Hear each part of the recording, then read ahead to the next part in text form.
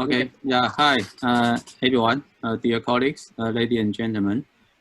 First of all, I would like to thank you to join us about the APASL COVID-19 webinar, the six sections. So with the theme of the clinical and the immunological characteristics of COVID-19 in critical patients. So as we know, we are now under the pandemic of COVID-19. And so millions of people are infected, and many of them have mortality. So therefore, it is very urgent to let the hepatologists across the world to learn the new information about COVID-19 and how to prevent and how to treat these infected patients.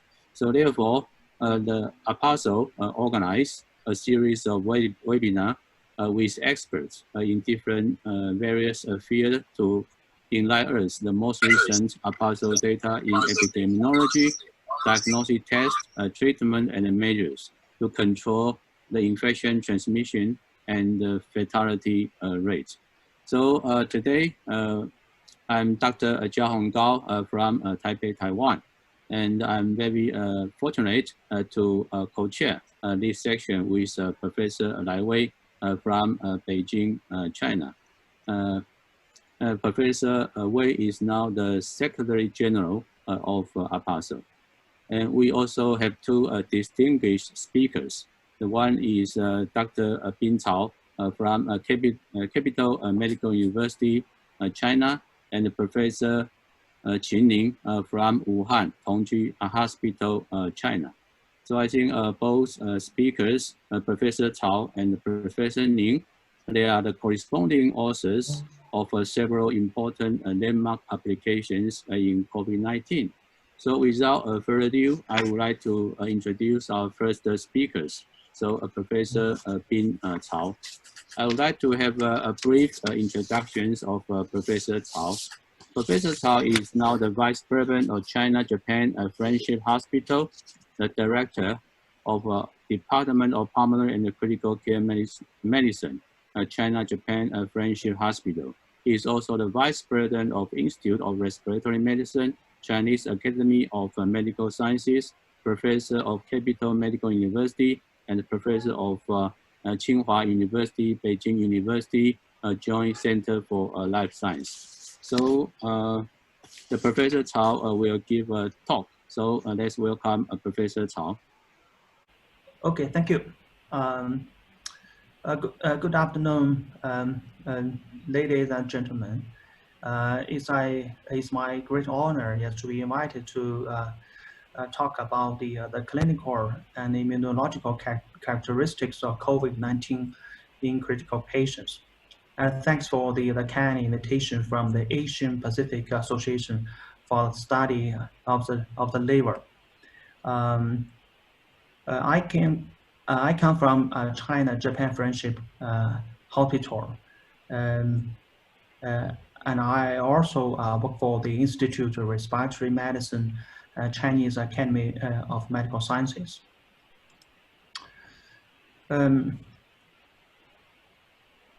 Everyone have looked at the SARS coronavirus 2.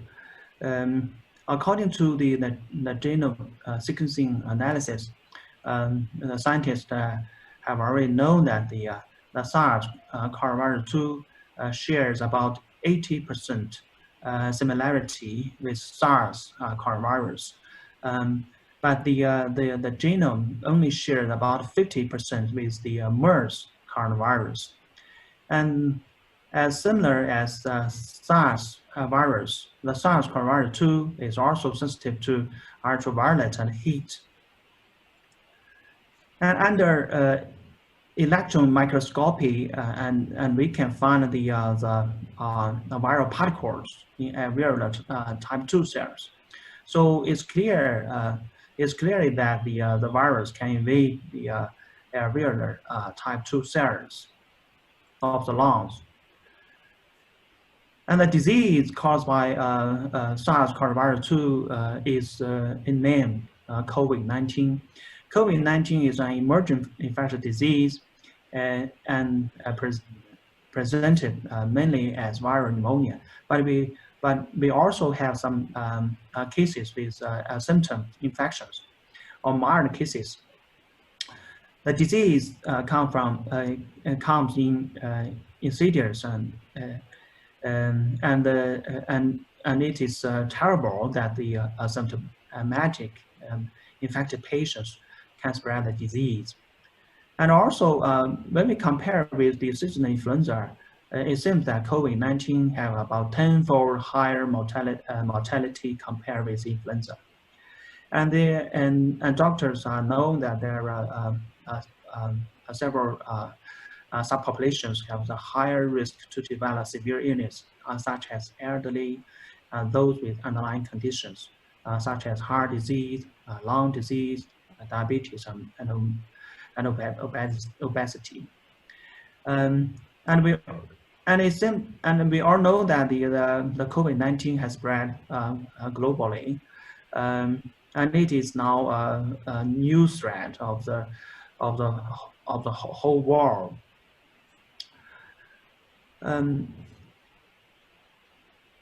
When we look at the disease spectrum of COVID-19, it seems that more than 80% of them have mild illness. That means that no pneumonia or mild pneumonia, but about 15% of them have severe condition. And they present with dyspnea or respiratory rate higher than 30 per minute or lower oxygen. And some of them may develop lung infiltrates, and the lung infiltrates progress very rapidly within 24 hours to 48 hours. And among them, about 5% of them have critical status. And these patients need mechanical ventilation or manifestation with shock or multi-organ failure. All these patients require ICU admission. And pathologists have done a lot of work, just trying to study the pathological changes of critical COVID-19 patients. Here is a study from China, and the pathologists found that the main features of the lungs, and we can find that in lung tissue there are focal hemorrhage and the exudates in the alveolar spaces. But also we have found that bilateral diffuse alveolar damage. And when we look at again the lungs, it's clear that there is a proliferation of type 2 alveolar epithelials, and also we can find that thrombus in the primary arterioles and primary fibrosis. The SARS coronavirus 2 not only caused damage to the lung, but also caused damage to other organs, including the heart. When we look at the pathology changes of the heart, we can find that the hypertrophy, degeneration, and necrosis of cardiomyocytes. And also we can find that there are some damage to the spleen, to the kidney, to the liver, and to the bone marrow. There are many papers that showing the difference of clinical features of patients with COVID-19. This is a paper from doctors in China, and the data show that for moderate or compared with severe or critical cases, it seems that the patient with severe condition or clinical condition has more likely to have comorbidity. For critical cases, the more than 60% of them have any comorbidity, and it seems that the for severe cases or critical cases, more likely have the lymphopenia, and more likely to have the elevated liver enzymes such as ALT, such as the bilirubin or LDH. And here a study from Italy.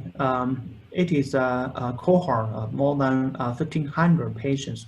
And it seems that the median age is about 60. And the 80% of them are males. And the more than 60% of them have at least one comorbidity. But when the paper was published, yes, most of the patients were still in ICU, but only 16% of them have recovered and discharged from ICU.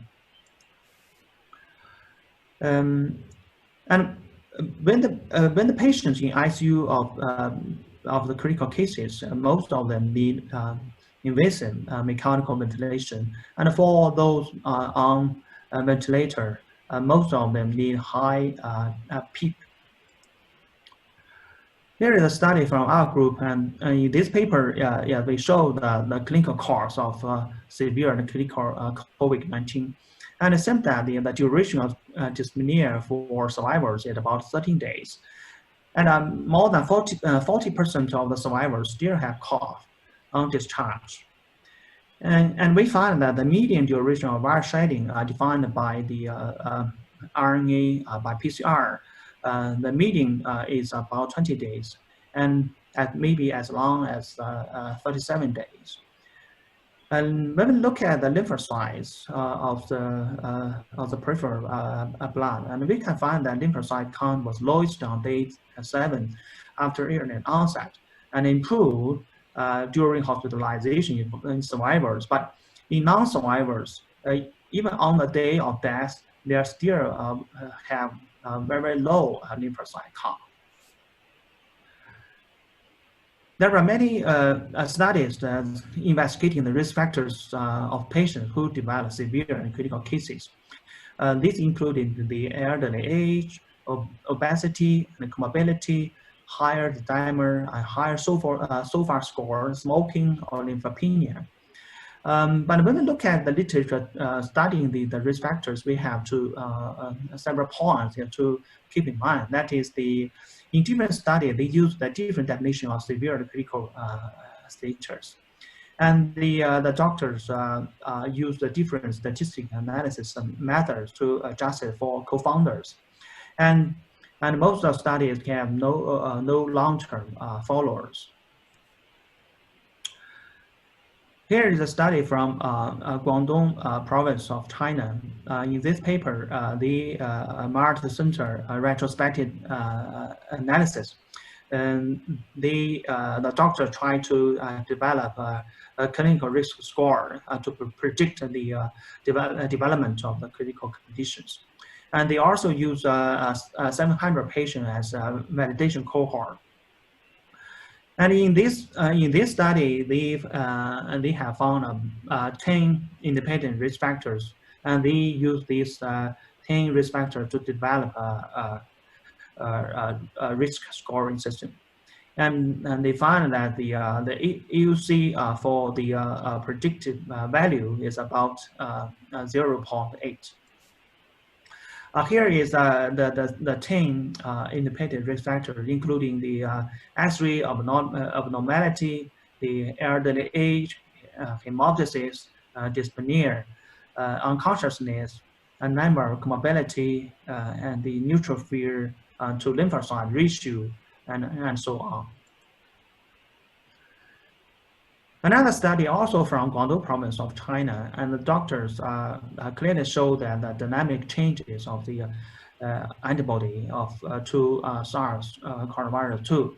And the conclusion is that the majority of patients develop antibody response between 17 days to 23 days after the illness onset.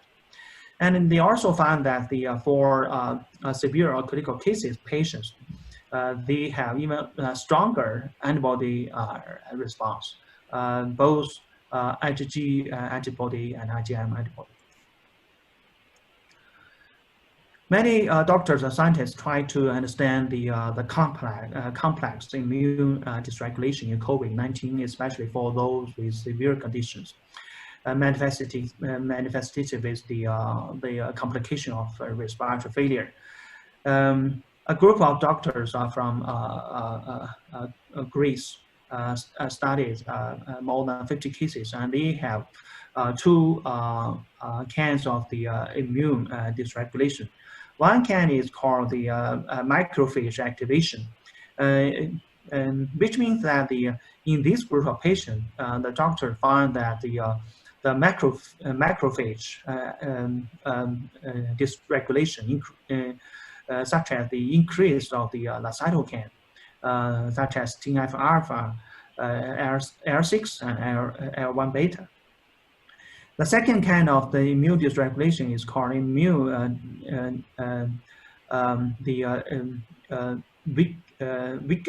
antigen presentation, and have the CD4 cells and NK cells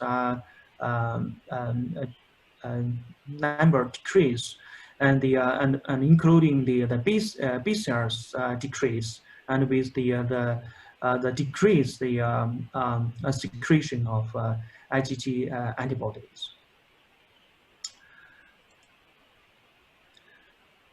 And similar to other viral severe infections, such as the influenza viral infection or the SARS or MERS, scientists believe that the cytokine storm is one of the mechanisms for severe critical cases.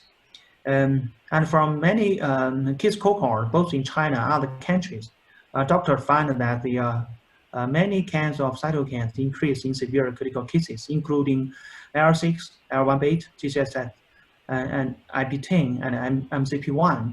And also the lymphopenia is another manifestation of the severe condition. All these findings show that the host-directed therapy might be an option for the treatment of severe critical cases. Recently, a beautiful report was published in Science. In this paper, the doctor showed that the coronavirus infection might result in monocyte, macrophage, or dendritic cell activation. And as soon as the activation of these immune cells, there is increased release of L6. L6 is a very potent pro-inflammatory cytokine. And after the secretion of L6, there will result in the signal of the T helper cells, especially the Th17, and cause a more cytokine or chemokine increase. And also the L6 signaling can result in the increased systematic cytokine production and contribution to the pathogenesis of severe COVID-19, such as the hypotension and acute respiratory distress syndrome. And this is our paper published in Lancet recently. And in this paper, yes, we have a hypothesis of the pathogenesis of the severe critical cases, which we call the SARS-CoV-2 viral sepsis. And using this theory, we can explain that the clinical presentations, such as the multiple organ dysfunctions.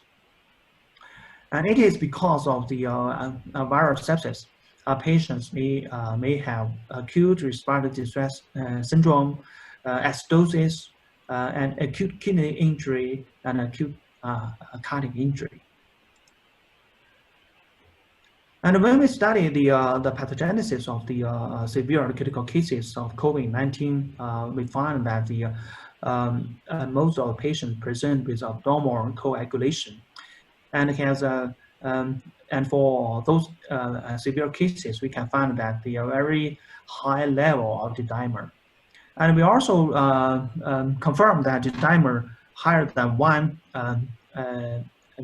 milligram per milliliter was an independent risk factor for in-hospital mortality. We suggest that anticoagulation therapy should be initiated for severe COVID-19 patients if otherwise contraindicated. And autopsy findings also confirm our findings of clinical settings. Here is an autopsy finding of 12 patients from Germany. And the doctor showed that the primary embolism was the direct cause of the 4 of the patients. And also, they also found that another 7 patients have the deep venous thrombus. The autopsy finding clearly showed that the abnormal coagulation is very common in severe and critical cases. And a group of American pathologists also published a paper in Lancet, and the doctor showed that the virus can invade the endothelial cells of the small blood vessels and cause the endothelitis. And again, as soon as the patient have endothelitis, the thrombus is there.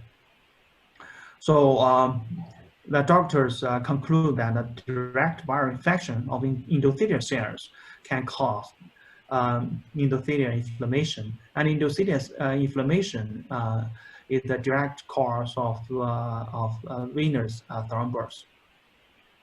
So at last, I will make the summary. For severe and critical cases in COVID-19, multi-organ dysfunction and immune dysregulation is very typical. Risk factors for severe and critical cases including the elderly age, comorbidity, higher D-dimer, higher SOFA score, smoking, lymphopenia. And for patients in critical patients, the doctor found a stronger antibody response.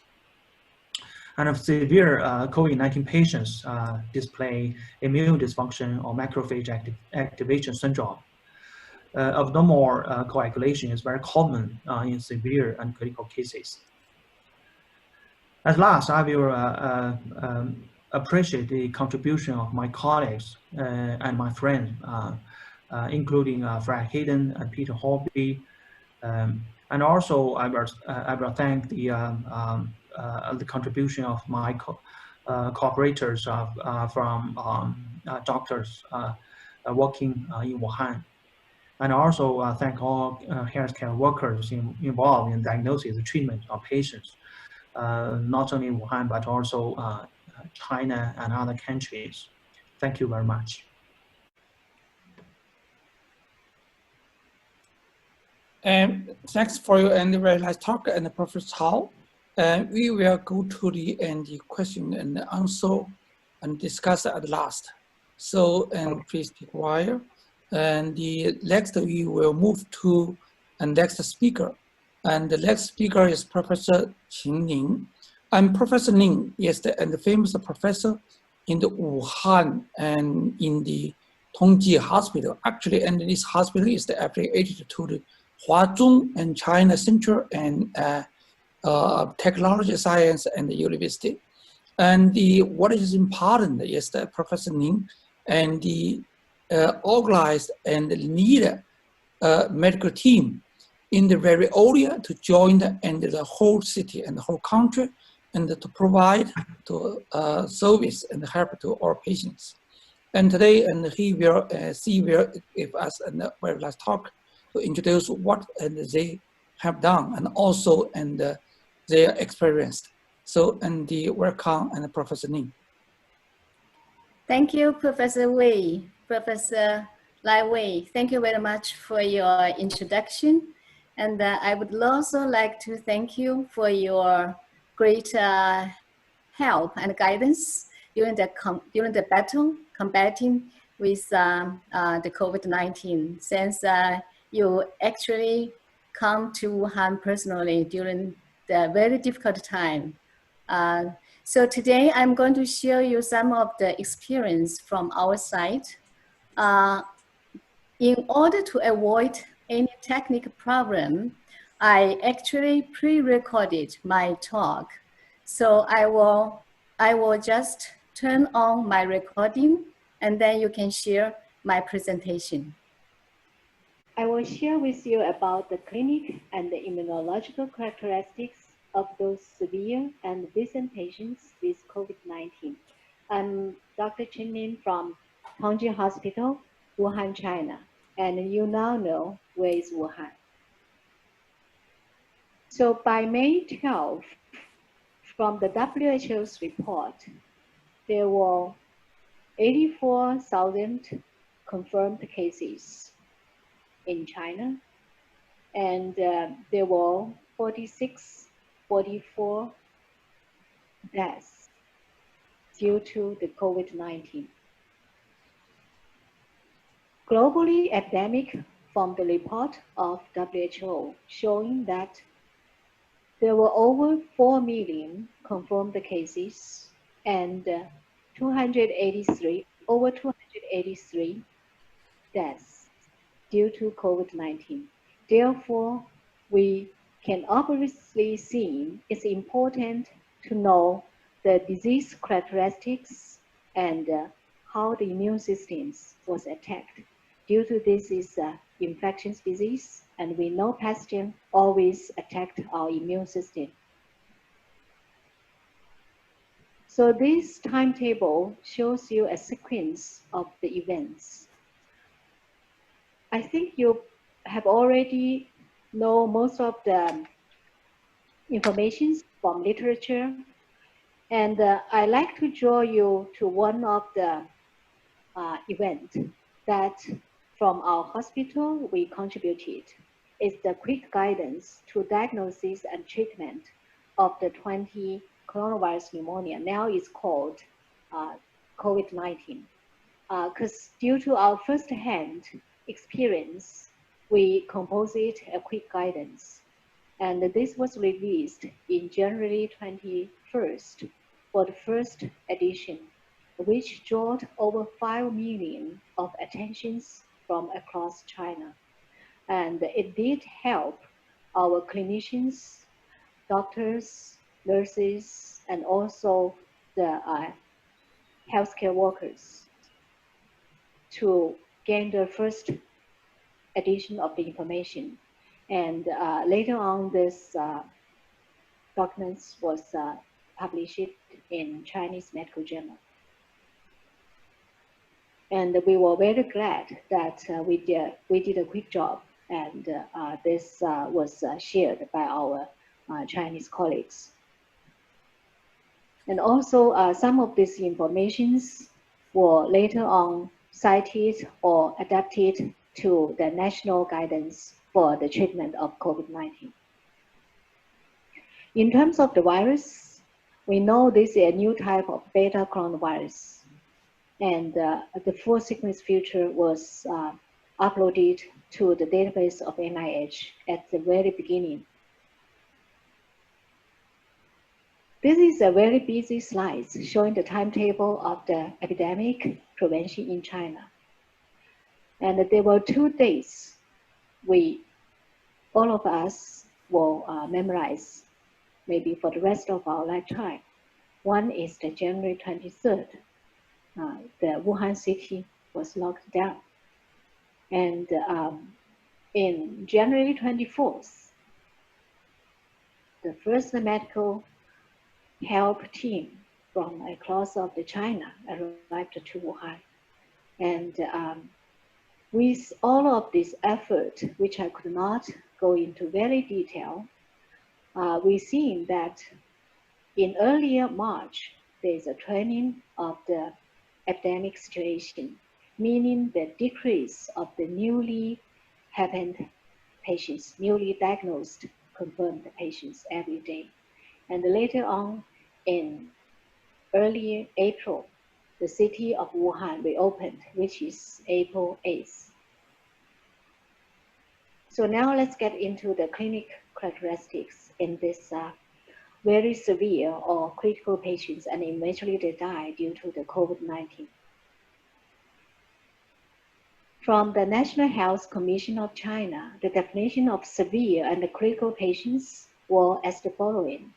For severe, they have respiratory rate greater than 30 times per minute, SaO2 less than 33% when they are at rest, the PaO2 to FiO2 ratio less than 300 mmHg, the area of progression of the lung lesions greater than 50% within 1 to 2 days. All of this indicating they are severe patients. For the critical patients, they have one of the following: respiratory failure, or the mechanical ventilation is required, or they have shock, or they have combined with other organ failures, indicating the ICU treatment is needed. From our experience, which were published in British Medical Journal, we summarized our first set of patients, first proportion of patients, and we found that majority of our patients are senior ones. They have an age of 62 to 77 years old. The time from onset to symptoms, the time from onset of the symptoms to the death is 16 days. And the vital signs including high pressure and tachycardia, tachypnea, hypoxemia, and disorder of conscience. And they have other symptoms, including the chest tightness, fever, cough, fatigue, and the sputum production are also very common. And you can see the percentages. I would not go one by one. Main complications of these patients, including respiratory, ARDS, 100%, type 1 respiratory failure, 51%, cardiovascular, including acute cardiac injury, which is quite common, 77%, heart failure, nearly half of them. And all of these patients had sepsis. Other complications including hypoxic encephalopathy, 20%, acidosis, acrosis, hypokalemia, shock, acute kidney injury, acute liver injury, and DIC. So these are all the complications for those death patients due to COVID-19. If we look at the characteristics of the chest CT image, when they are upon the admission, all of our patients will have a chest CT, and showing that the for those death patients, majority of them show the bilateral ground glass opacity and the subsegmental areas of consolidation. And then this can progress rapidly with mass zeros of high density in both lungs. For those recovered ones, they show the right middle lobe and lower lobe ground glass capacity and the consolidation will recover. The similar finding was also reported from other studies. This slide showing that the outcomes of the survivors versus those non-survivors in terms of their complications.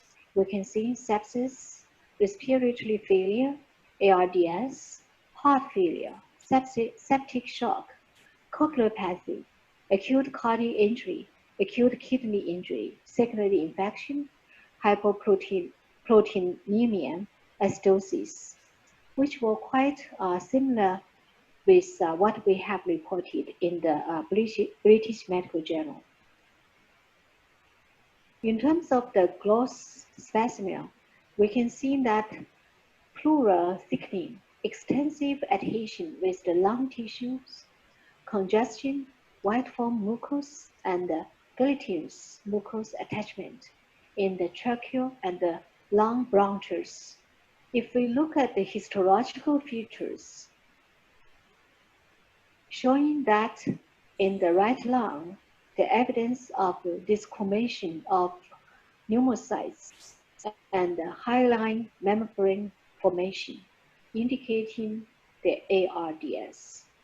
The left lung tissue displayed pulmonary edema with hyaline membrane formation, which also suggested the earlier phase of ARDS.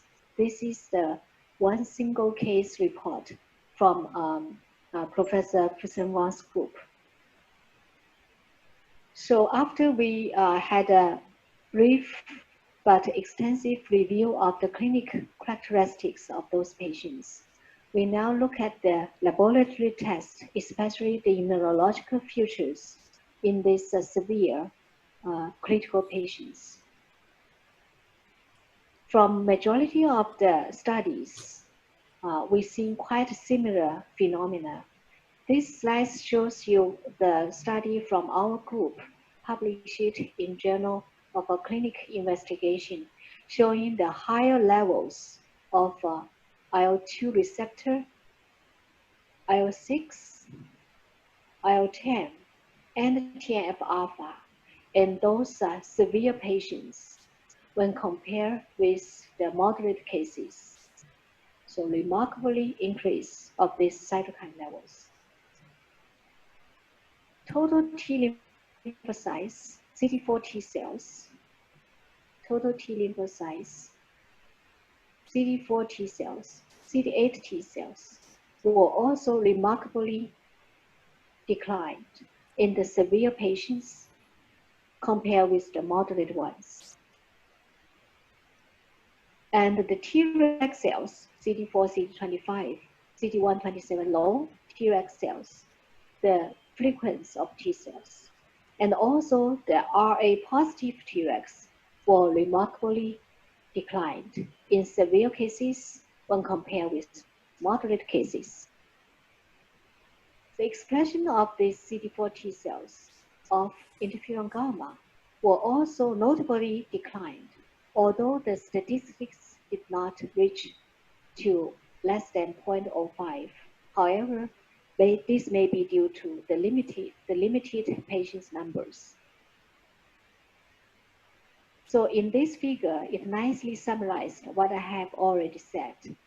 If the disease progressively to severe or critically ill or the death patients, we can see remarkably increase of the cytokine storm in compare with the moderate ones, and also a very profound decline of T lymphocytes, especially CD4 and CD8 positive T lymphocytes, and their expression of interferon gamma.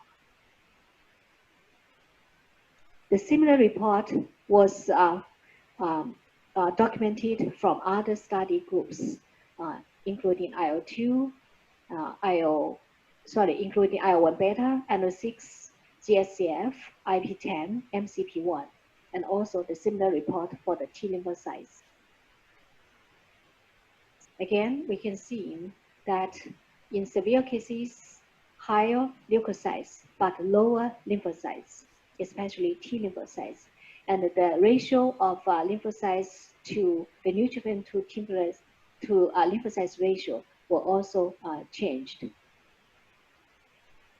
So the similar report from Journal of Infectious Disease showing that the total T lymphocytes decline, CD4, CD8 decline, and also they found the CD19 positive B cells and the NK cells declined. Majority of the report found the D dimer increased progressively, and if they're greater than 1 microgram per ml, which is the independent risk factors to predict death. So for those of you that who are interested in liver involvement, we can see for the ICU care patients, meaning they're under a very critical condition, they have more likely to have the involvement of liver function disorder, including the increase of ALT, increase of ST, total bilirubin, decrease of albumin, increase of the PT, and increase of the D dimer. So ladies and gentlemen, in summary, that for COVID-19 patients with a disease form of severe or critical care, they had a higher chance to get the cytokine storm and the lymphopenia, particularly decrease in CD4 positive and CD8 positive T cell counts. patients with advanced age, hypertension, or in critical condition, and they're progressively, rapidly to death within 2 to 3 weeks from disease onset. COVID-19 can cause both pulmonary and systemic inflammation, leading to eventually multi-organ dysfunction. In addition to ARDS and type 1 respiratory failure, acute cardiac injury and heart failure also contributed significantly to the critical illness status. Earlier cardiac monitor and supportive care are more important in such patients. Thank you very much for your attention. This is the Yangtze River, and this is the first bridge across the Yangtze River. And now this bridge is running normally, and the city is running normally with all the help from across China, and also the help from outside of China, our national, our international colleagues and societies. This is the picture that's showing at end of January, later January, we released our first edition of the quick guidance to our colleagues and publics, which joined over 5 million of the attentions, which helped that at the early stage for the disease control. This picture shows the Fangchang Shadow Hospital that play a quite important role in the disease control during the whole process. A group of family picture showing Department of Infectious Disease. We are in the center of this disease spreading, and also we all together are still fighting against this disease. I thank you very much for your kind attention. So yeah, I will return the microphone to the moderator. Once again, thank you very much for your attention. Okay, and thank you. And we had and the very last talk, and the in addition to the previous and the schedule, we still have one. No, and I want to post to and the Professor Simon and Strasser. So please. Thank you. So the COVID APASL task force has decided it would be of interest to the members of APASL and the participants in this webinar series to learn a little bit about the differences in responses and the impacts of the COVID pandemic around Asia Pacific. Oops. So I just thought I would share the current update of the cases around the world, and these are from selective countries around the world, of the upswing in the number of cases and the so-called flattening of the curve that has happened in many of the countries. And I've particularly highlighted, of course, the countries in Asia that are represented on this graph. Remember, this is a logarithmic scale, so there's a significant increase here. And you can see the countries that have significantly flattened the curve very early within their very, very first phases of the pandemic, such as New Zealand, Australia, China, Korea, and some other countries, Singapore. Other countries, and now Singapore is taken off again, have failed so far to flatten the curve. And currently we can see that cases in India and in Pakistan, which we'll learn about in more detail, are still on the increase. And you can see here also for Indonesia. Of course, many of the Asian countries have not been impacted at this point as much as many of the countries in America, and particularly North America, South America with Brazil, and in Europe. But some countries, concerningly, in Asia are starting to increase at the moment. So the question is, what has happened in these countries that have been successful in flattening the curve that is different to some of the other countries, and what can we learn about that? because it's obviously very important in the absence of a vaccine or the absence of effective treatments to prevent death by preventing cases in our communities. And the other question that comes is, if we do successfully prevent cases in our communities at this point, what happens in the future as we start to relax our restrictions?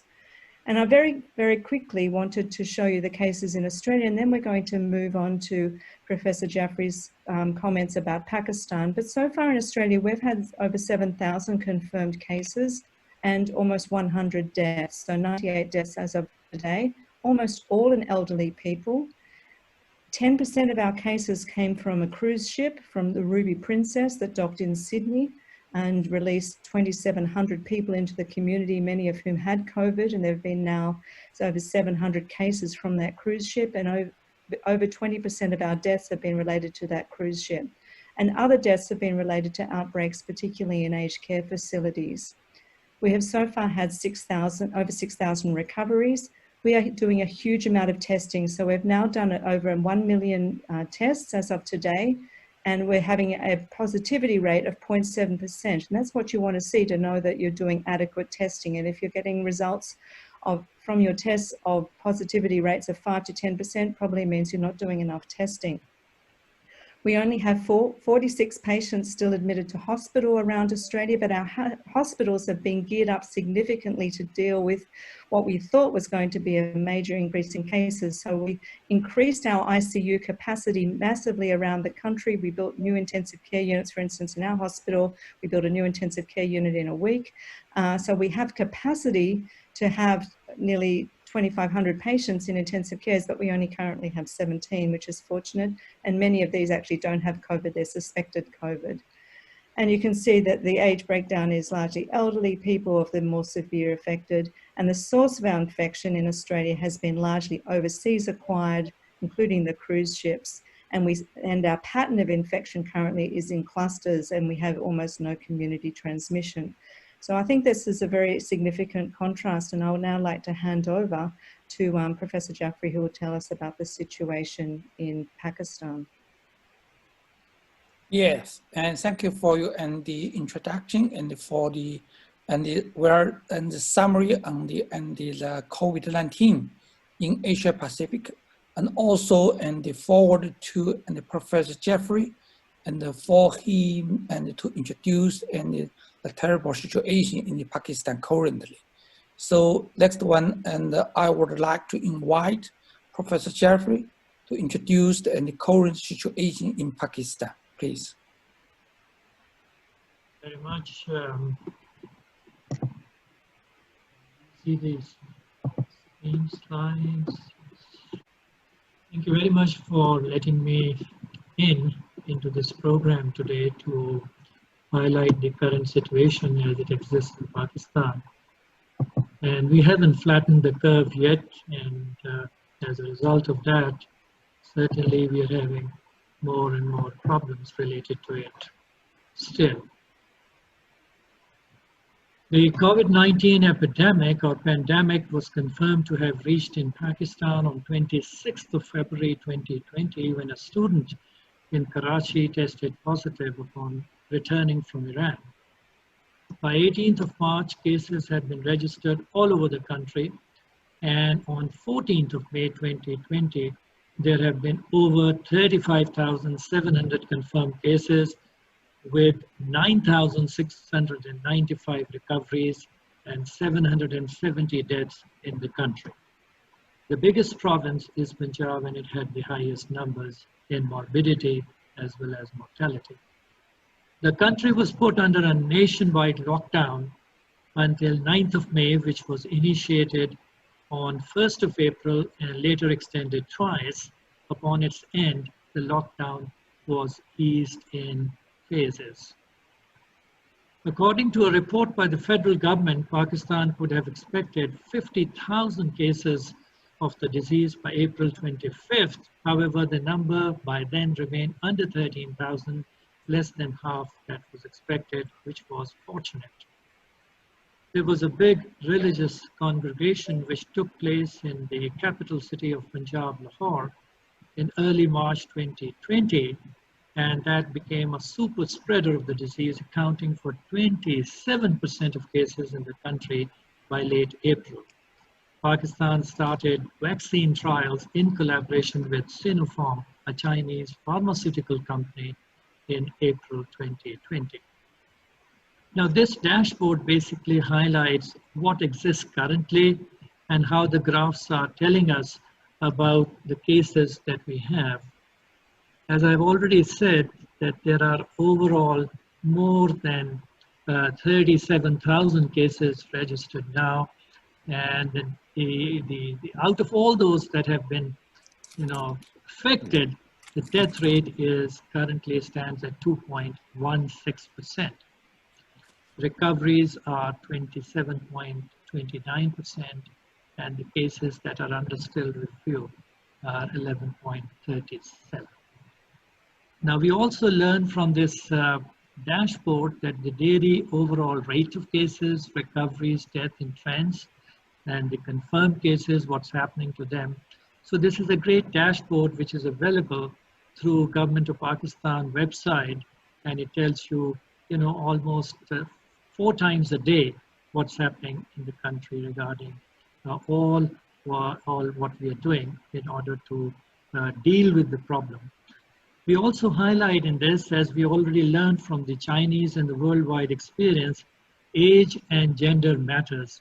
As we age, in the later part of lives, 40, 50, 60 onwards, we have more of this problem, more morbidity, and certainly they stay longer in hospitals and they have more, more problems related to the illness. And ultimately, death happens to critically ill, ventilated ICU patients. We also know from the overall that the males are certainly, more affected, and somehow 77.52% of all what we know from the data exists currently are males, and 22.48% are females. Maybe they are self-isolating at homes better than men, maybe for other reasons, which we are learning, quite rapidly with this current issue of COVID-19. The government of Pakistan took unprecedented steps to counter the effects of this crisis, but it's unclear if these will be enough given the challenges facing the country prior to the pandemic. So we are not one of those, very resourced countries in the world and all that. We have a huge population to deal with. It's amongst the 180 plus countries dealing with the coronavirus pandemic.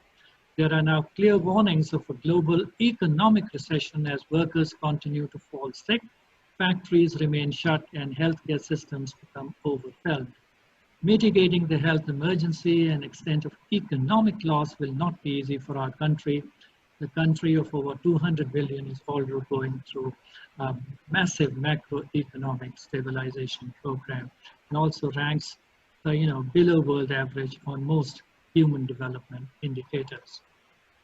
Very recently, 2 days ago, 5 Indian and Pakistani firms were licensed by Gilead to make this remdesivir to be available at a cheaper price for the developing world.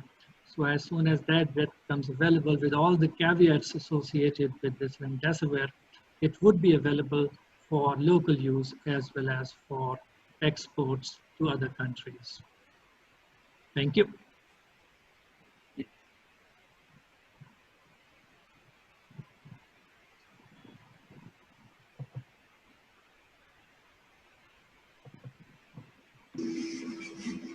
Professor Gao. Yes. Okay. I think now we are. Turn, please. Okay. So we can. We got a couple of questions from the audience regarding the 2 presentations in this webinar. So the first one is about what's the lung functions in people who have recovered from the severe or critical COVID-19. Do these patients still have ongoing liver disease or even the progressive lung disease after full recovery? So maybe Professor Cao can answer this very important clinical question. Professor Cao?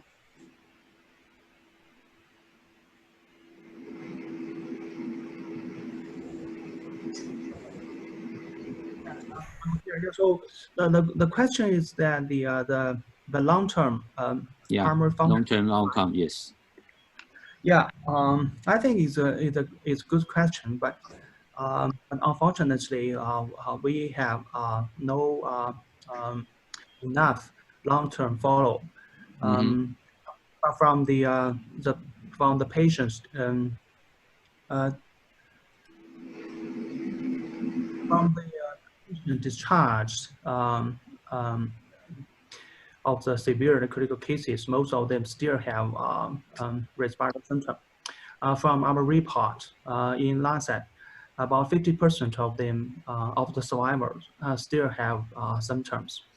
And most of them had dyspnea and the shortness of breath, especially after the exercise. Although we did not perform the spirometry, but we believe that there is a impairment of the lung function, and we are planning to do the long-term follow, including the chest radiology and the spirometry of the patients. And from the autopsy findings of the late stage of the severe cases, the pathological findings also show that there's some primary fibrosis, which means that there's impairment of the oxygen exchange of the lung alveoli. So I think it's a very, very important question of the damage and the repair of the patient, because from the pathological features, some of the pathology findings is mimic ARDS. So you can understand that if there's some abnormality of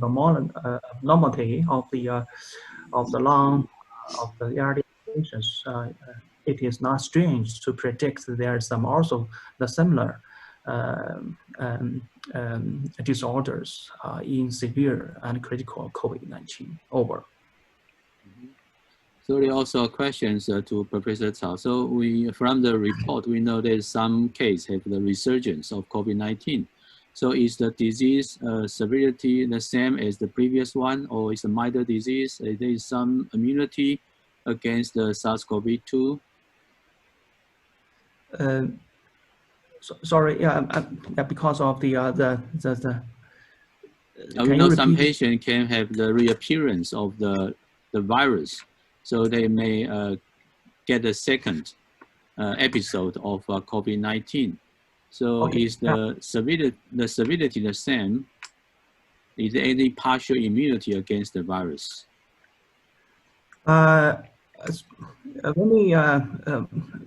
When we talk about the problem reoccurrence, yes, we have to be very cautious, because that we have many cases on the discharge that after repeated the RNA testing, the result is negative.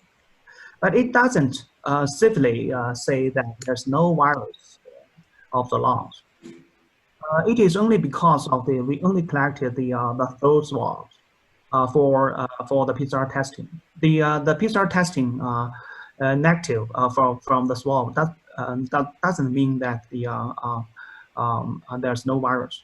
So we have many experience that the so what reoccurrence. It is only because of it is the characteristics of COVID-19, that is the long-term lasting of the viral RNA inside the lungs. There's some animal studies using the monkey infected with the SARS-CoV-2, and the scientists from the Chinese Academy of Medical Sciences, they have clearly shown that the monkey is unlikely to get infected with the SARS-CoV-2 coronavirus 2. And from the virology data, that there's no change of the genes of the SARS coronavirus 2. So now we have enough data to support that it is not easy for the patient to reinfection with the SARS coronavirus 2 over. So I'm quite interested about your concept of viral sepsis. So we know the bacterial sepsis may be due to the endotoxin, but for viral sepsis, it's mainly triggered by the cytokine storm you mentioned. So it is possible we can use some biologics, anti-TNF alpha inhibitor or anti-IL-6 to control the severe cause of COVID-19. What's your opinion? Yeah, I think it's a good question that I believe that although we use the term of the viral sepsis, I believe that the pathogenesis of viral sepsis is different from bacterial sepsis. From the autopsy finding that there is some inflammation in the lung, but this inflammation is mainly caused by monoclonal nuclear cells, but not lymphocytes or neutrophils. Because in the bacterial sepsis, such as bacterial pneumonia, inside the lungs, we find a lot of the multinuclear inflammation, mainly neutrophils, but not monoclonal nuclear cells. So you can understand that there's some difference between the two types of sepsis. Yes, you are right. Maybe there are some, as I mentioned in the lecture, that for severe and critical cases, there was a cytokine storm. In some papers, the authors mentioned the macrophage activation syndrome (MAS). So it is a hypothesis that maybe the host target therapy is one of the choice, but there's a lot of puzzles should be answered before we use the cytokine target therapy for such patients. I learned that some authors have also tried the LC receptor blocker in the treatment of the severe COVID-19, but there's no conclusion of the data. But we have to keep in mind that the AR6 target therapy, the timing is very, very important, because according to the animal model study, if the AR6 target therapy is given on the very, very early stage, the animal will have a higher mortality, but not lower mortality. But if the AR6 target therapy is initiated at a later stage, which means that you can understand that for the immune response for the SARS coronavirus 2, there's the first stage, the initial immune response. The initial immune response is very, very helpful for the protection of animal or patients. So, but after the secondary immune response. So I do believe that the AR6 or AR1 based target therapy should be initiated during the later stage. That is the secondary immune response. That will be the reduce the over immune response. So I believe there's a lot of questions to be answered. But I don't think one drug can solve all the problems, such as IL-6 receptor blocker or R1 blocker or TNF-alpha blocker. So maybe we should try a combination. But another big question is that the cytokine storm or the immune response is due to the virus. So according to the general concept, the combination with antivirus and the host target therapy should be the solution for the problem. Over. Okay, I agree with you. Can we have the comments from Professor Ning from your JCI paper? You will talk about some T cells and B cells and some cytokine. So it is possible we can use this kind of target therapy for a patient with severe COVID-19. Oh, Professor Ning.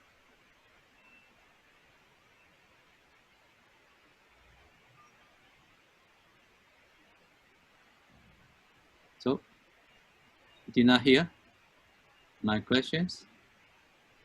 Okay, so maybe I still ask questions to Professor Cao. Oh, you're good. Okay, yeah, please comment. It's okay now? Yeah, it's okay, right. Okay. You can hear me. Okay. Yeah, these are very good questions, but I would think there will be ongoing debating for some time. We think because from the experience of our hospital, we had over 3,000 severe or critical patients, which probably account for almost half of the severe patients in Wuhan.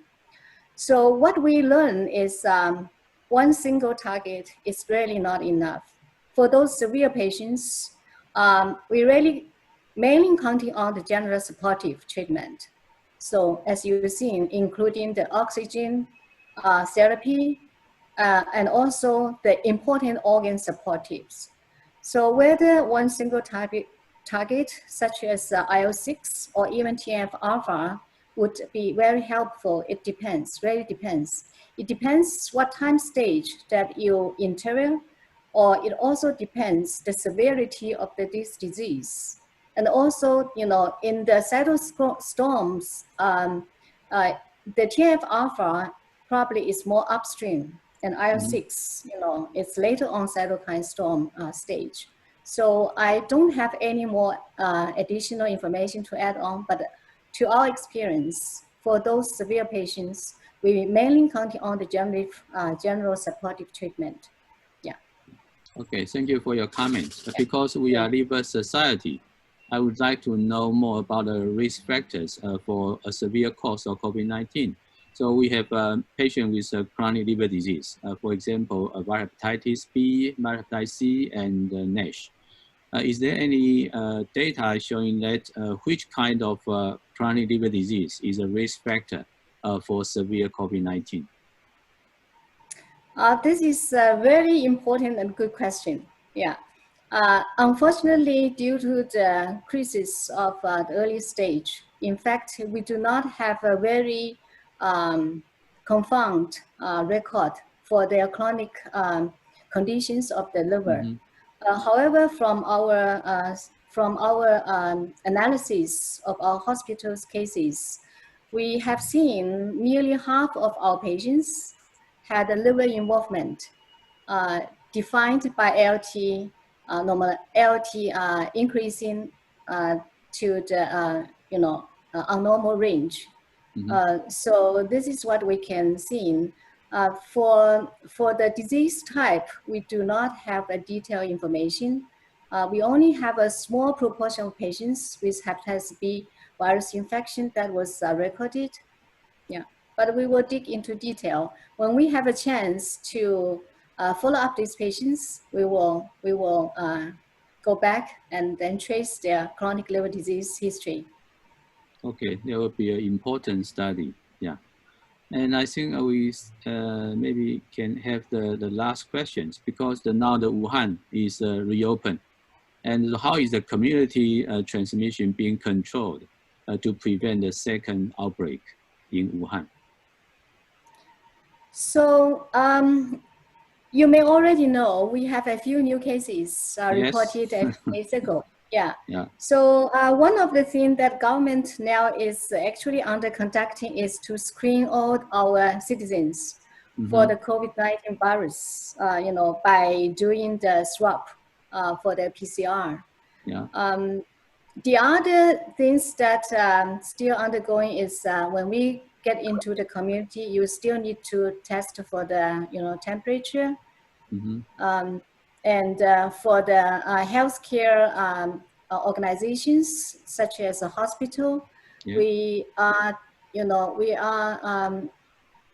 screening our patients before they get into hospitalized. So we have a buffer area.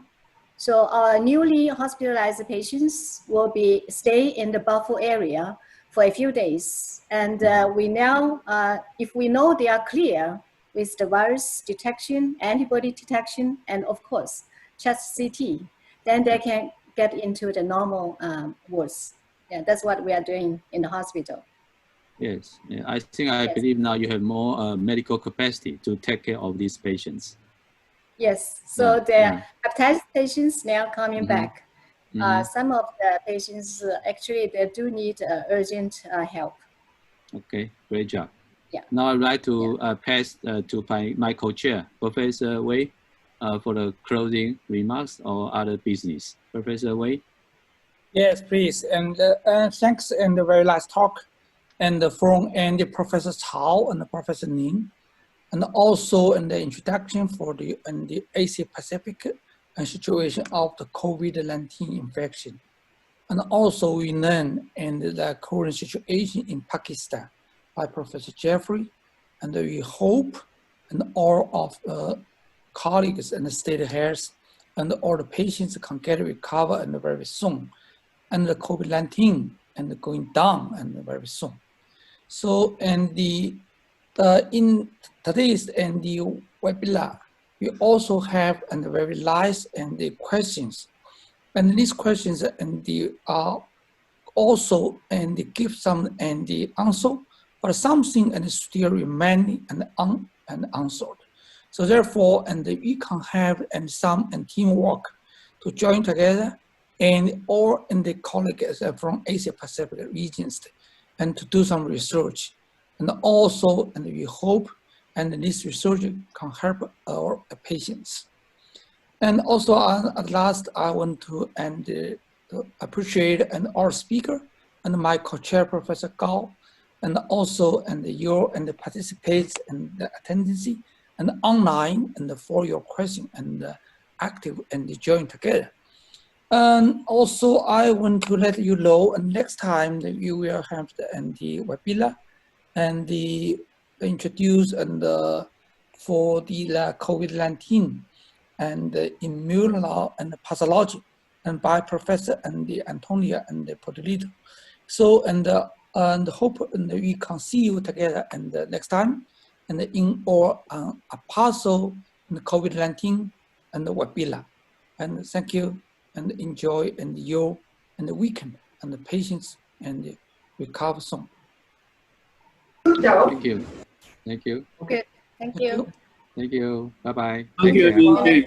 Bye.